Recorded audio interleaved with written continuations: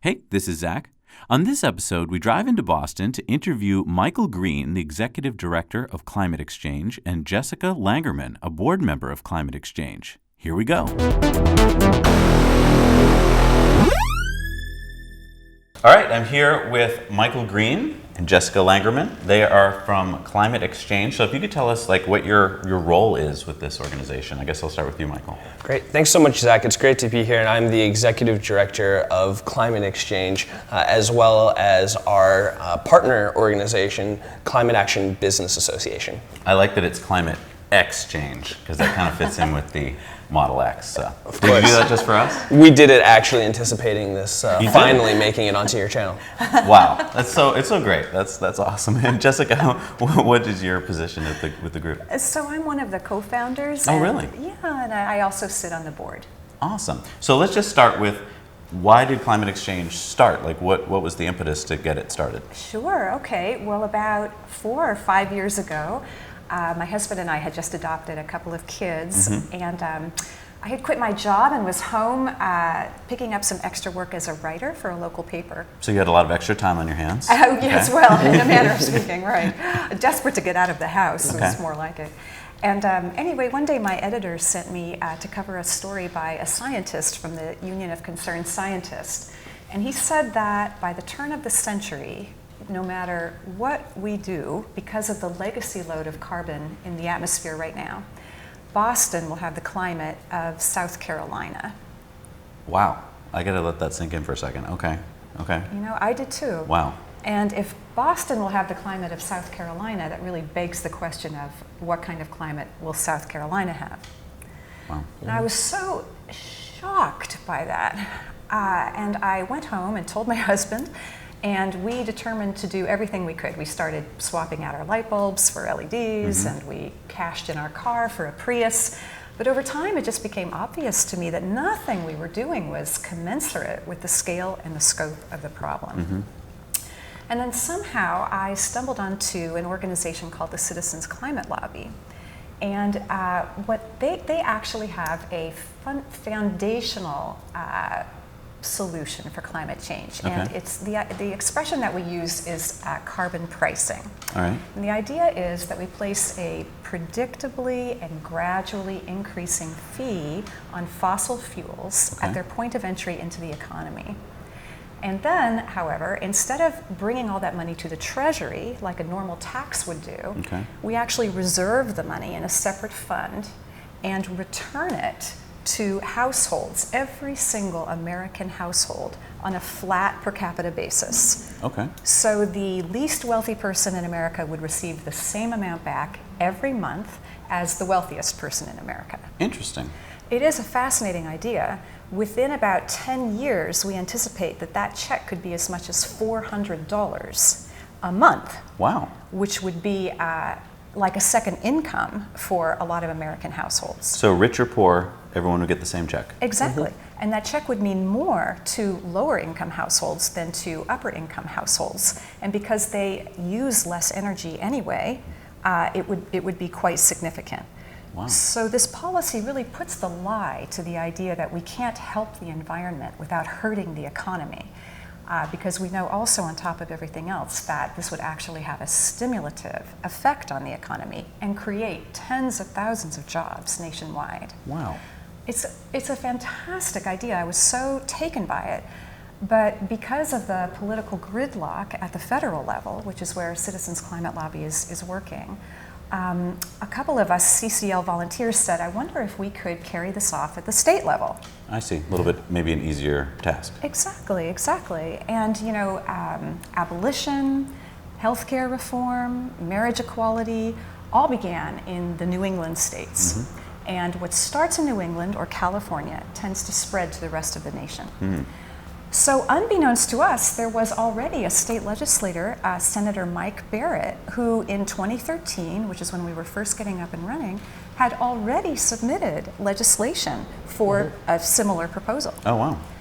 So we got together and we commissioned, I'm proud to say, the very first econometric study modeling out this proposal at the state level. Oh, really? We did, and we were really nervous about it. We Because were. you didn't know where the data would go. That's exactly right. We really didn't. So we, didn't sleep well for any number of weeks. Because I want to interrupt you and ask you, where did this idea come from? Because I've never experienced this idea. Like, I've heard about California's idea of carbon taxing and so forth, but I've never heard of this carbon pricing idea before. Where did it originate? I'm really happy that you have said that.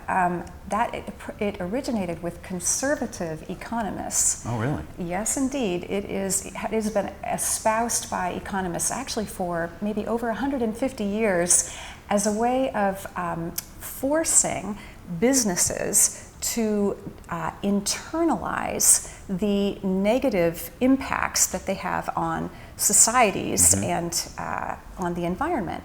It was actually dreamed up by an economist named Arthur Pigou, who was had the unfortunate name of Arthur Pigou, who was a British economist back in the 1850s. Wow, so this is not a new idea. It's not a new idea. Okay. I can carry on and tell you, okay, so what was happening back then in England is that the trains, the coal-fired trains, were passing through the English countryside, and the charcoal embers were pouring out of the funnels, and they were setting the fields on fire, the crops. So the farmers of the day would have to stop what they were doing in the fields to come and beat out the fires alongside the edge of the tracks. That cost them time and money, and they implored the railroads to do something about it, but the railroads had no incentive. Right. Why should they? Why should they care? Right. Right. So Arthur Pigou decided that the only entity who had the power to really force these businesses to do something was the government. So they passed a law that what they did was they figured out how much money was this costing the farmers. Okay. They quantified it. And then they levied that amount on the trains. And the trains had to pay that amount of money to the government, who then gave every dime to the farmers. Interesting. Isn't that fascinating? Yeah. And so how did that affect the train owners? What happened was they immediately began remediation. They cared now. Suddenly, they really cared, and they instantly came up with the brilliant solution of putting these grates on top of the funnels, which stopped the coal from burning out, and so problem solved. Wow. Right. So this idea has actually been applied in different ways for different reasons for over 100 years. Wow. Right. And in 2008, Canada, the province of British Columbia, decided to do this. Okay. And it's just been phenomenally effective. So you have some data to show that it works. Yes, exactly. And Senator Barrett was familiar with what had been going on in BC, and so he drafted his initial piece of legislation based on theirs. It was a little different, but because there are actually a lot of ways that you could return the revenue. Some people think the most equitable way is to return it in the form of a dividend check, as I described before. But there are other economists who think that another effective way would be by doing something called a tax swap, where you start taxing fossil fuels and then you commensurately reduce taxes in other sectors. Oh, okay. You could reduce corporate income taxes, personal income taxes, who knows what. By the amount that you're raising from. Exactly. So this makes such good sense. Why didn't it pass in 2013? Why is it a law now in Massachusetts? Now I will pass it over to our ED. So why is it not currently a law? So as are any bold and smart forward-thinking policies, it takes time for we have 240 people in that building, including the governor, that we need to educate. Gotcha. We need to make sure that people feel comfortable with what exactly they would be then passing on to their constituents. But it's worth noting, Massachusetts is a majority Democrat politicians, so we don't have the same kind of challenges that a more split building might have. Okay. So right now we have a great opportunity where over the past few years we've really been gaining momentum on the educational front, and we actually have more co-sponsors are supporting our 2 carbon pricing bills in the State House this session than any of the other energy and climate related bills. Wow. So it's really come out front. So you said 2 bills. Let's educate our viewers here if they're not familiar with how bills work. So there's a House and a Senate, right? And so I guess there's a bill before the House and a similar bill before the Senate? Is that how it works? Exactly. So one of the issues, and this is very unique to Massachusetts state law, is any bill that generates revenue has to originate in the House. Okay. So in the last 2 sessions, we had our strong bill in the Senate, but there was some issue with moving it forward because of whether or not the bill generated revenue. Even with the idea of the revenue going back, it was being held up. Okay. So this session, what we did is we actually helped and worked very closely with our champion, Jennifer Benson, who was able to introduce a bill on the House side of the building that would spend 20% of the revenue actually on different projects across the state focused on transportation, climate resiliency and adaptation in our coastal zones, and then also on low-income energy programs. So it actually spends 20% and then gives the other 80% back, just like our Senate bill would, as a dividend check. And one of the things that we were looking at is, how is our governor going to feel about this? Is he going to want to spend some of the revenue? Is he going to want to have all of the revenue returned? Our goal is we want to put a price on carbon. So we're actually moving both bills forward, and hopefully to put both eventually into a committee with him, his leadership, and let them decide what is the best practice going forward in Massachusetts. Interesting. So I bet a lot of people, when they hear carbon pricing, might go immediately to taxing. Like, you're taxing somebody and taxes are bad. So I don't like your idea. Can you explain how it works in terms of, you are going to have to tax somebody, right? Sure. But this doesn't sound like the traditional tax where it goes into the coffers of the state. Yeah, you're right. This, though, is a different type of tax where it won't be going necessarily all to the coffers of the state. It's going to be spent on very specific programs. And the other thing to keep in mind is this is a tax which is meant to be avoided. We don't want to be using this tax to be generating large revenue for the state. It's actually the exact opposite. Think of it like when we increase taxes or put taxes on tobacco and smoking cigarettes. It's trying to steer people towards positive behavior. I see. So it's kind of like in the train example, you're hoping that the train owners will do the right thing so that there are no fires to begin with. Exactly. I see. So in a perfect world, this would disappear. In a perfect world, and how we imagine this happening is as the price increases gradually over time, carbon-intensive fuels decrease. So exactly, it would disappear. Interesting. If I could interrupt for just a second, Yeah. George Shultz, Ronald Reagan's former Secretary of State, actually sits on the advisory board of Citizens Climate Lobby. Oh, wow. And he has stated that a tax is not a tax when not a cent of it goes to the Treasury. Interesting. This is a fee and dividend, at least in the case of Senator Barrett's bill and Citizens Climate Lobby's proposal. Representative Benson's bill is a little bit different, where 20% could be fairly called a tax. But the rest, minus only administrative costs, is returned to American households. Interesting. Yeah. Now, when I was out in California over the weekend, we met with a couple from Sweden, and they were talking about how American gas is so incredibly cheap and how it's unfairly cheap. They pay, I think it's like $6 a gallon or more for their gas, and it's because their governments price in more of the true costs of the gas that you're using. That's right. And so it's not a new idea. I mean, you guys, again, are talking about doing something that a lot of the rest of the world is already doing in one form or another.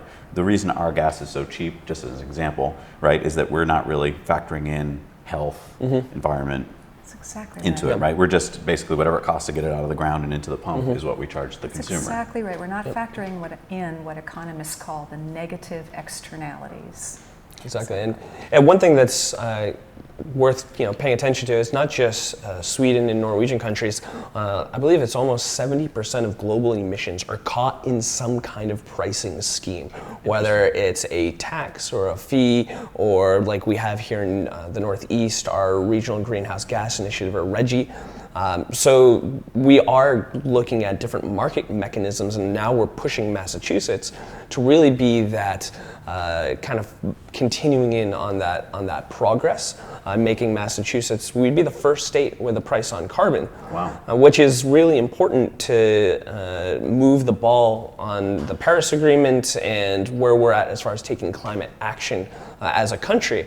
And we're quickly taking as much as we're learning about building coalitions, organizing communities, drafting policy, or the economic studies needed for these policies, and taking all of that skill sets and sharing it with folks across the country.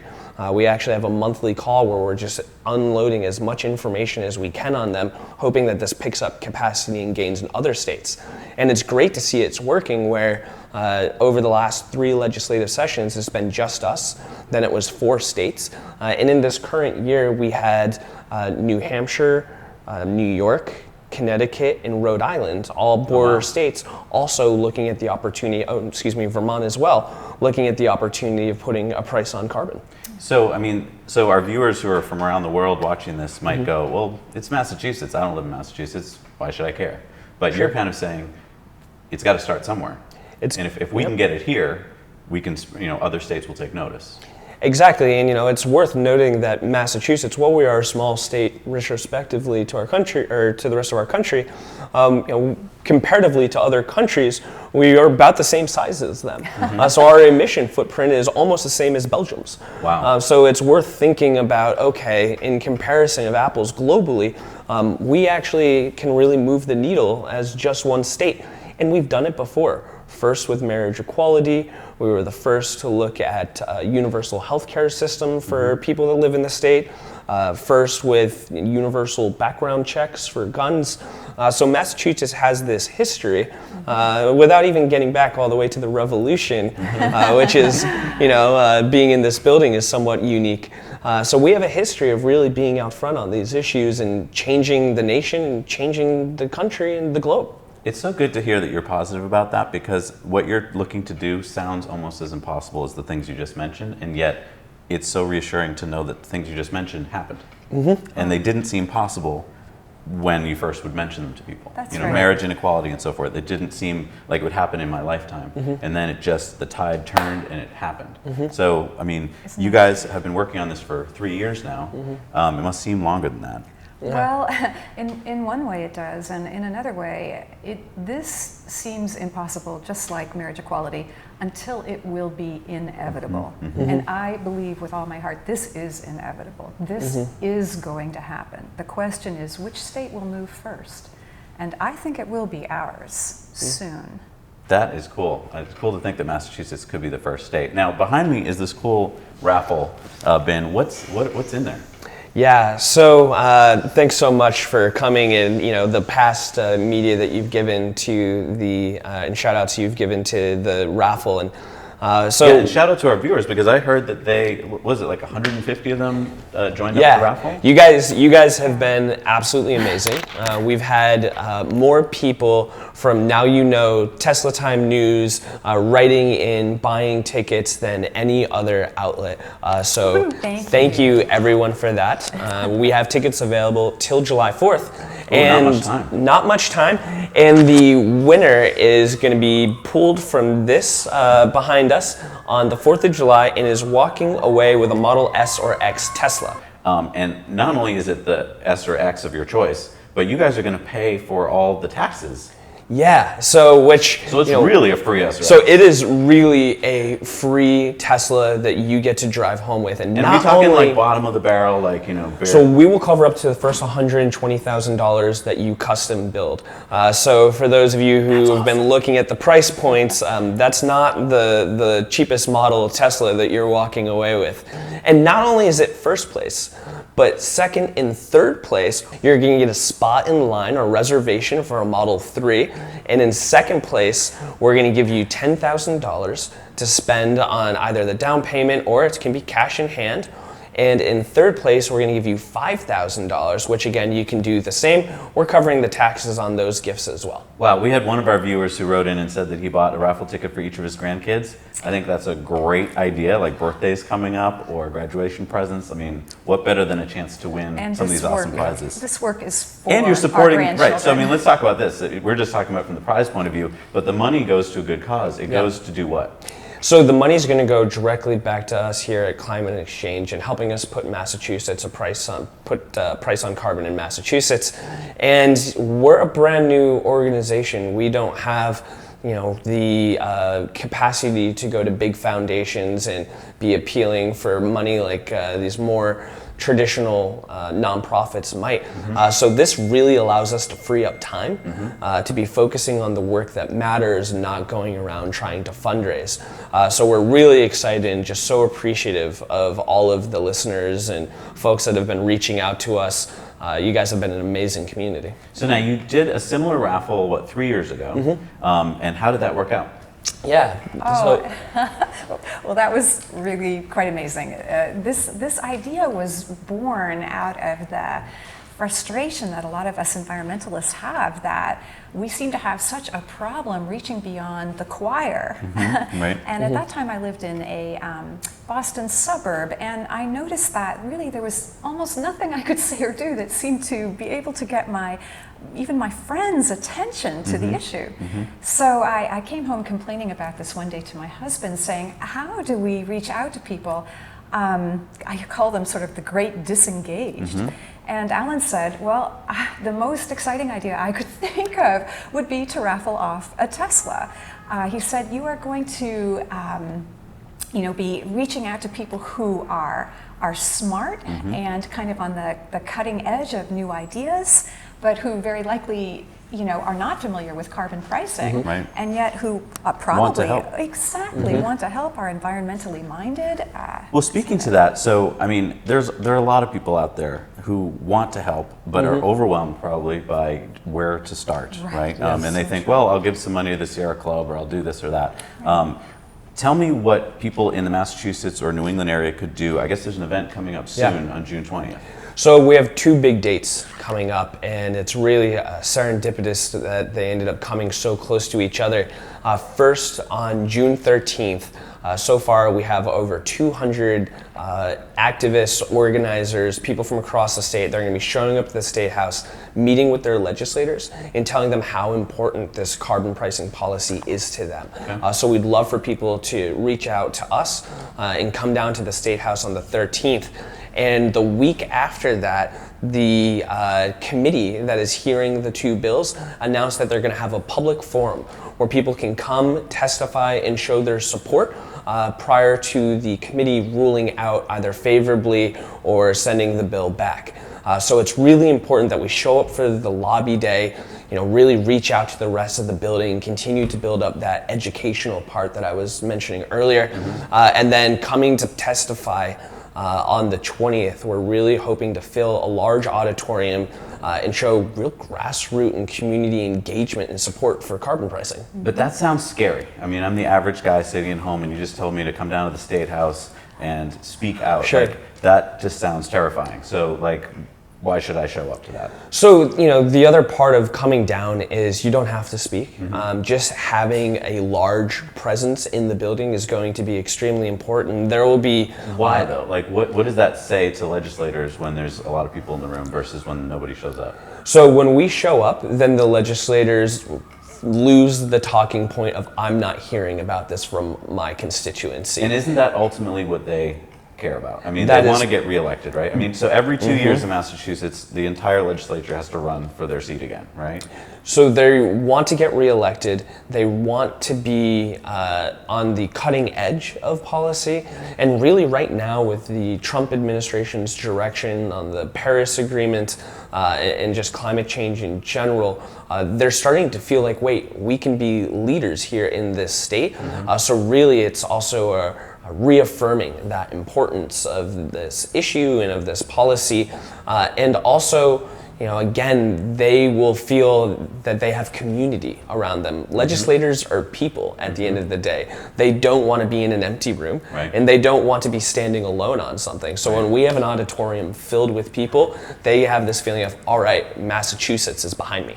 Feels really good also to be in a room full of people that are with you on something like this. So even if you come down, like you said, you don't have to speak. You can just come down and give your support, which feels awesome. You'll meet a lot of awesome people. What if you can't make it though? You're out in maybe the western part of the state, or you've got a commitment that day. Is there something that regular folks could do? Yeah, so of course always... Besides buying a raffle ticket. Yeah, of course, other than buying your raffle ticket, there's always different ways you can reach out to your legislators. Some have in-office meetings in their district and further away districts. That's powerful. That is so powerful, finding people in your community group. I've heard of everything from church groups to parents from sports teams sitting down to talk with their legislators before, sending them in letters, and maybe even a phone call. Hey, my name, this is my address, and I really support carbon pricing and hope that you do too. Just continuing to hear from their base. Should they mention the bill numbers when they call? Like, should they say, I'm supporting House Bill such and such? So right now, it's become such an in vogue that saying supporting carbon pricing That's more powerful, is just as powerful of giving docket numbers. So you don't need to remember the House bills. You don't.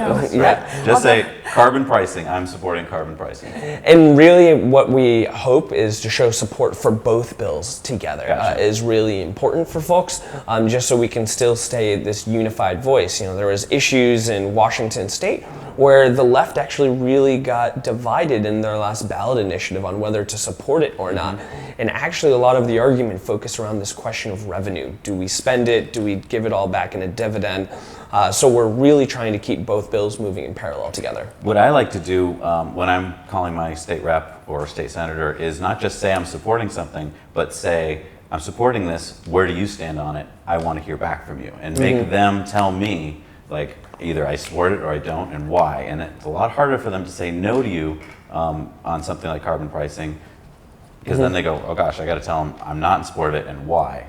Right. So that can sometimes add up if enough people are like, well, tell me where you stand. And if you do it in person too, like you were mentioning, go to one of those meetings and say like, hello, representative, where do you stand on carbon pricing? And they keep hearing from a bunch of people. It doesn't take that many people, does it? I mean, not many people go and talk to their reps. So you have a multiplying effect when you do it. You don't have to have thousands of people in your district. If you and a bunch of other people do it, your rep's going to go, wow, people are talking about carbon pricing. I got to get on this. Zach, you just brought up such a good point, too, before when you said that it's a little intimidating to talk to your representative. I know I felt that way, and I think a lot of people, it's been so long since high school or civics class, many of us became confused about who our legislators are. We confuse our federal senators and representatives with our state level representatives and senators, and all of that can be found out easily just by going online and Googling who is my state representative. Right. In fact, we'll put a link below so that you can easily, in Massachusetts, find out who your rep is. You'll put in your zip code and it'll pop out your state senator, your state rep. Easy phone call there, easy emails there, so that if you can't like reach them, at an event, you can at least reach out that way. Fantastic. Barney Frank, who is a former, I can't remember if he was a senator. Congressman, a congressman. He said one time that if he received one phone call from a constituent, it was a crank. 2, it was a coincidence. 3, it was a pattern. 6 calls, and he would consider changing his vote. Yeah. That is how disengaged we Americans have become. I think many people are also a bit intimidated talking about carbon pricing because it is a kind of a complicated subject. So I want to reassure you that you do not need to be an expert. No. You need only to express concern and that you support this idea. Your legislator needs to be the one to go find out about it and how to implement it. So don't let that stop you. Also, if you do want to learn more about it, just go right to climateexchange.org, right? Am I getting that right? And there's so much great information on your site. So you can really dive in deep if you want to, or you can get just a few bullet points if you want to, pull them out. Excellent point, because a lot of times we think, I can't talk to my legislator, they're an expert, and they're going to grill me on things. Yes, First of all, they're not experts on practically anything, and they do like to meet with their constituents because they want to get reelected. Yeah. Exactly. So we have all the resources that you might need, frequently asked questions, references for the 2 different bills on our website. So we would encourage folks to go and visit that. And and thank you to everyone who has spoken out, both the Senate president as well as one of our climate champions, Mark Pacheco, have both recently been on listening tours across the state. What issues are important? And really, carbon pricing was the standout policy that's been being brought up from Brockton to Lowell to out west to here in Boston. So thank you to everyone who's shown support so far. But we need more. We need more. And to address one thing that Michael said earlier, we are a small organization but we hit above our weight class. Okay. Nice. We began because we found a policy area that was a vacuum that no one was filling. And anyone that buys a raffle ticket will be supporting an organization that uses every dime in the most effective way that we possibly can. You can see that we're not exactly throwing money away on glamorous digs. We work out of a beautiful old church in downtown Boston. Every single one of us in this room, whom your viewers can't see, works endless hours, many of us with no pay. We are passionately committed to this cause for the planet, for our children, and we really hope that your viewers and listeners will feel the same way and also find the same hope that we have in this transformative and foundational policy solution. It was exciting to me because it seems like you guys might be on the tipping point. It sounds like you have a lot of the legislature that is supporting your bill. Like I heard, 40% sponsor your bill. That's a huge, huge number. But I also know that at this crunch time at the State House, lots of bills are vying for passage, right? And so it's kind of a crazy madhouse there right now. Yeah. And it can be hard for things like carbon pricing to get through the maze of right. bills. So it's really important right now. Your voice counts more than ever to get out there, talk to your representatives, come on down to the State House, and make this thing happen. Thank you. Yeah, thank you. Thank you. Well, I'm so excited to meet with you guys Zach, today. thanks so Thank you much. for all the hard work Thank that you you. guys do. It's been great meeting you. And hopefully, maybe one of our viewers will be driving around in a Tesla soon. And we sure hope to see you. And if you buy a ticket or you're free on the 4th of July, that evening we're going to be having a big barbecue out here on the front lawn. We're going to be doing the raffle right then and there. And we have a special adding on a prize for this year's raffle. What? Yeah. So I haven't heard about this. Yeah, no, this is really exciting. So not only is the winner going to be driving off in a brand new Tesla, they're also going to have a place to drive it to. What? So just got off the phone with Great Pines, a resort in upstate New York, that is actually installing their Tesla charge stations today. What? And they gave us free room and board for our winner. So not only are you getting a car, you get a great place to go and charge it. Wow. I thought you couldn't possibly beat the grand prize, but you kind of just did. That's amazing. Wow. That doesn't give you reason to get a raffle ticket. I don't know what is going to give you reason. That's fantastic. Wow. Look at these images here that we're seeing. And so this is like what, lakefront up in the Adirondacks? Yeah, so beautiful lake frontage on the Fulton chain of lakes, right in the central Adirondacks. There's fine dining, restaurant, as well as a bar and lodge, hiking trails, biking trails, kayaking. Come up and visit us in the winter if that's your thing. There's a ski resort not far away. It's really a little paradise. Is this normally hard to get to with the Tesla? So right now, as best as I know, there's not even a charge station, let alone a Tesla charge station, within an hour's drive. Wow. So it's definitely something that creates a destination, if you will, for Tesla owners, and it's, we can't think of a better group of people to be staying with us. Wow, that's exciting news. And you heard it here first. Well, thank you so much again. Now you know. All right, start the revolution.